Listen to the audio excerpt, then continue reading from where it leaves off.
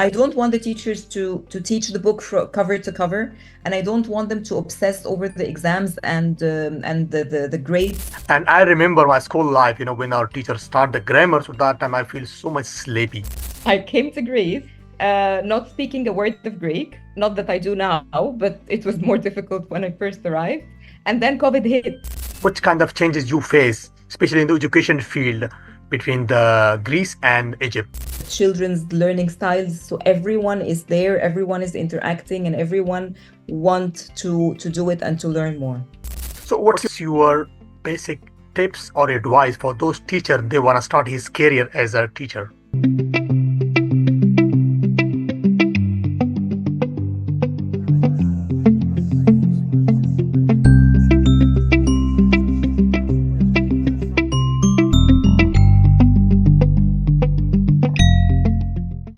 Hello guys, this is me Abu Bakar. So once again I'm here with the new interview challenge. My special friend Sama from Egypt, but she's living in Greece from last 6 years. Hello Sama. Hi, Bubak, how are you? Yeah, everything is perfect. How about you? Good, oh, well, thank you. Okay, so just introduce yourself for our viewers. I'm Sama, as you said, and I always like to introduce myself as a teacher because I believe that once a teacher, you're always a teacher. Even if you're not in the classroom, you go on being a teacher all the way. Yeah, you switch different professionals, teacher to a trainer, and then editor in the prime press. So how about your journey to move to different professionals? I started as a teacher, and then I continued my studies, my master's degree and my PhD in curriculum design. And I moved to teacher training and to writing books for teachers and for students lately. Currently, I'm the editor-in-chief of a children's book publisher, Prime Press. And that's what I do. So until now, I still do teach, by the way. So I teach middle and high school here in Greece. And I do some editorial work with Prime Press as well. I do teacher training with different entities. And I like wait for the events and conferences where I can go and meet new teachers and see new faces and like interact and maybe share the skills that we have. Okay, amazing. So what do you think? How much difficult PhD, especially on your field? Um, it depends. I can't really say that it's difficult or easy. It's the time. It's not the level of difficulty as much as it's how much time consuming it is, because the research and the work and the assignments and everything that you have to do, it absorbs your time. 5 years of my life that I do not want to remember. Mhm. You can't describe that's all your previous 5 years journey in a few Yeah. minutes. The 5 year you mean only the 5 years of the PhD? No, your previous journey with as a trainer, as a editor on Prime Press, and all your journey. I think 5 years or 6 years you spent in Greece. You mean the 6 years I spent in Greece? Mhm. They were the most interesting because I came to Greece not speaking a word of Greek, not that I do now, but it was more difficult when I first arrived. And then COVID hit. Oh, So I was new to the country, new to the job, and there is lockdown. So it made it more challenging. So I think that now I can pass anything at the beginning. But I mean, Greece and the weather and everything around you that make things easier. I think if I was trying to settle down in another country, it would have been much more challenging. So I'm blessed. It was difficult at the beginning, and then by time everything fell into place. yeah, I agree with you. If you move to any country, so definitely it's so tough for you. You can adjust here yourself. But certainly you face the COVID-19. So how you struggle there and how you overcome your difficult phase, especially in COVID-19. No, I struggled. I mean, the most struggle was that everything that you were not allowed to go anywhere. We were not allowed to leave the house. And everything that even you wanted to order was in Greek. So I couldn't even use the apps because everything was in Greek and I couldn't read at that time. Not a word, nothing. So I was struggling with the basic daily needs. I was struggling to groceries, the supermarket. But Oh. it was interesting. I had to find help, but as I told you, people here are very helpful. So Mhm. after the first month, things were okay, and luckily they translated the delivery apps, so things became better by time. Okay. Well, I think the COVID-19 is the first disease in my life, that affect the whole world. And the same situation faced everywhere. I'm living in a village side. There's so much countryside. We are so much away from our capital city, Islamabad, so much far away.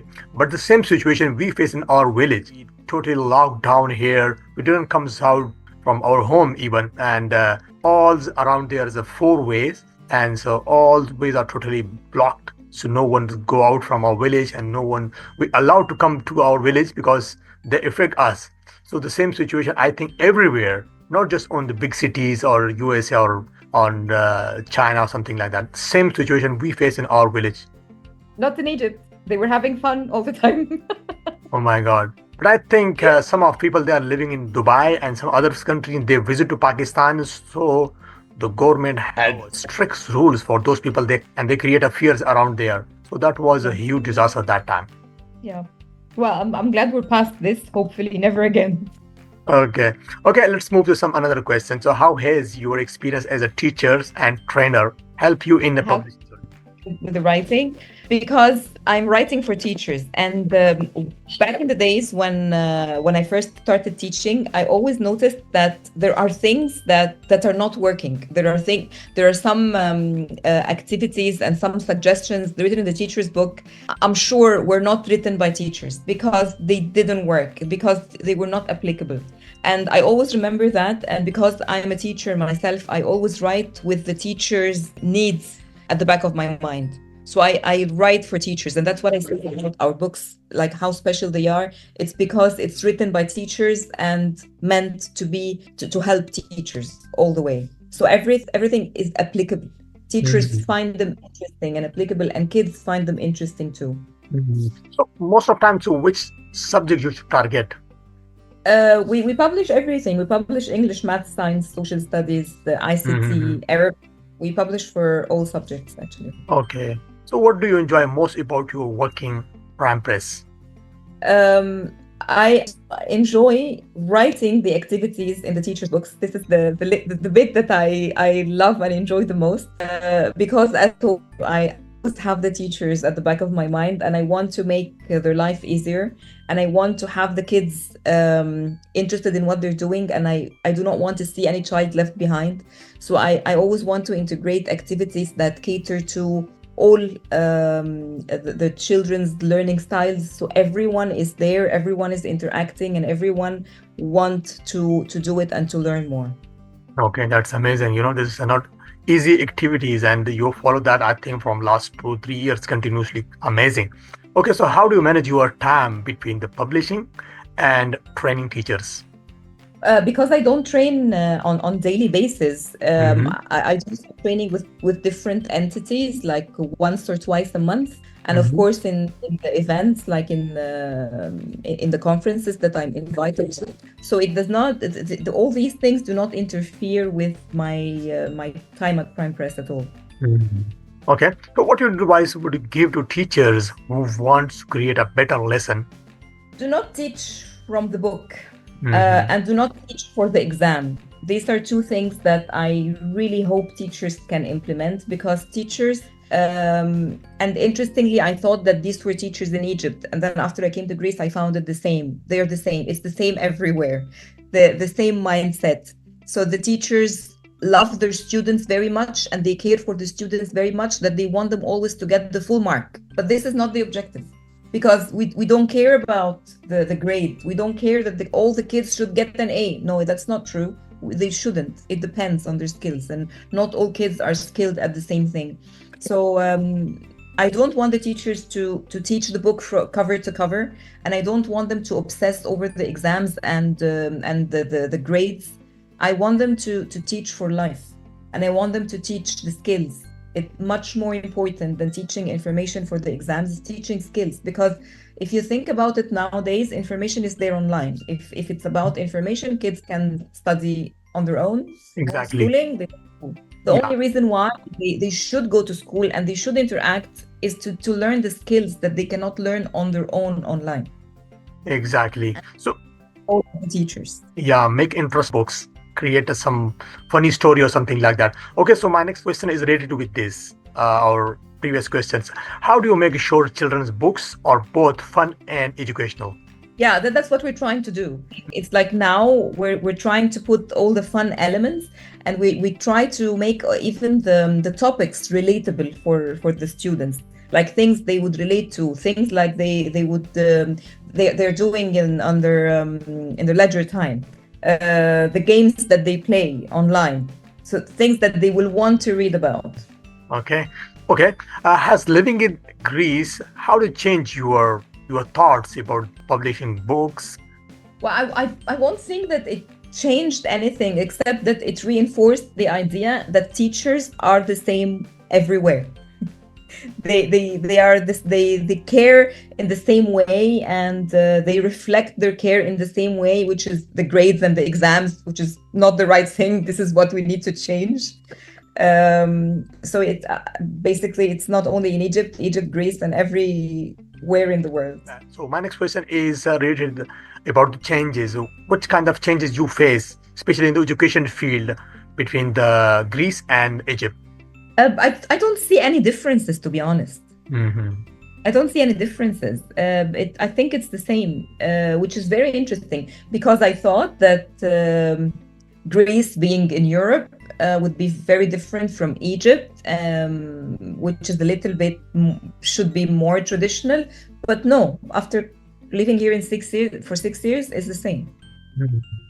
So how much importance they give to English language in It's Greece?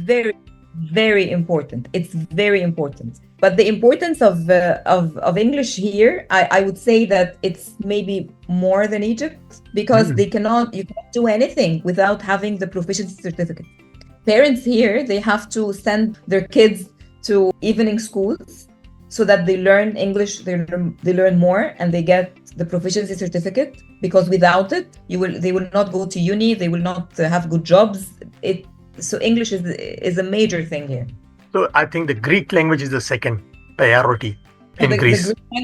the Greek language is the first priority. They Mhm. love it so much, and the Greeks, for them, they don't send their kids to English schools. They send them to Greek schools because they Okay. take pride in that, and I love it about them because Mhm. they think they have to learn Greek, they have to learn their language, and it's a part of the culture as well. Sending them to English schools or American schools, it's like against their culture.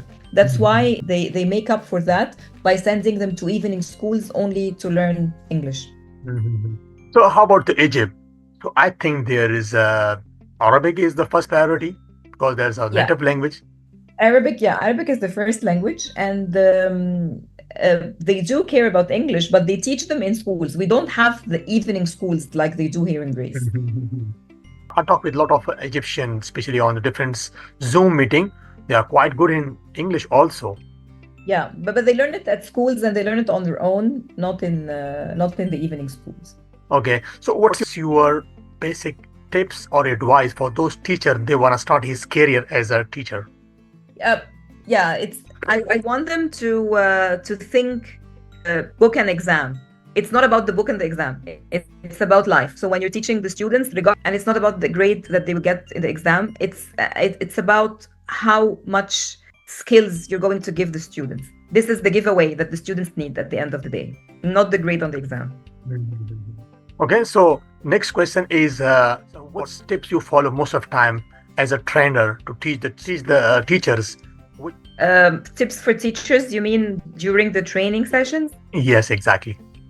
And I noticed that most teachers care so much about grammar, and they think that if they teach grammar the right way, the students are equipped and they are going to be fantastic English speakers, which is not true because grammar is just one element.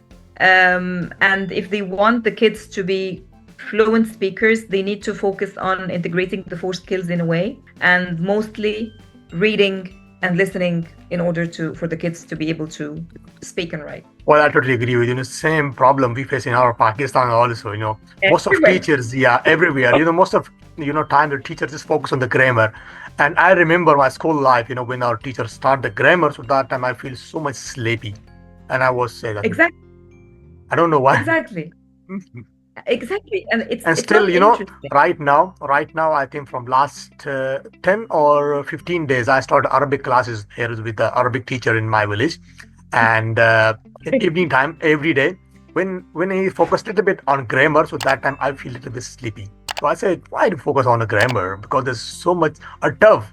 Well, I know about the Arabic words and alphabets, and we speak the Quran and Hadith, everything. But still, if you learn a new language, that's really tough. And when someone teach you, especially the grammar, that's really hard. Yeah, and it's not relatable in a new language. And I'm saying this from a learner's perspective because I'm trying to learn Greek. So I'm put in the learner's shoes and I do not want to learn grammar, and it will not help me at this point at all. Mhm. Okay, let's move to some another question. That's like how you spend your full day, morning to evening. What's your normal activities? That's very interesting because I don't have one day like the other. My days are very different from one another. But I would tell you that in the mornings, I would give it to writing and editing. And in the afternoons, I try to put my Zoom meetings and my teacher trainings and my teaching, because I teach in an evening school twice a week. So I do all these things, the non-publishing activities in the afternoons, and I devote the morning to the writing and the editing. Like, do you have some plan to create some to-do list for tomorrow, or like you don't have any plan for tomorrow, like something like that? Like generally, you start your day. Yeah, I do have a to-do list until May, so, so definitely I do have it for tomorrow. Okay. Well, if you create a to-do list for your upcoming days, that is really tough because mentally you try to yourself ready for upcoming days. Absolutely. Yeah. Okay. Well, thank you so much, Sama, for your time. That's a really amazing conversation with you, and we discuss, I think, a lot of things there in the short period of time. And thank you so much once again for your time. So we have a few minutes. Do you want to say something in the last moment? Yes. The last thing I would like to say to teachers as well, because I see the obsession of the online. Please do not rely on the online all the time, because kids are online anyway. Outside the classroom, they are online. They're on their phones, they're on the devices.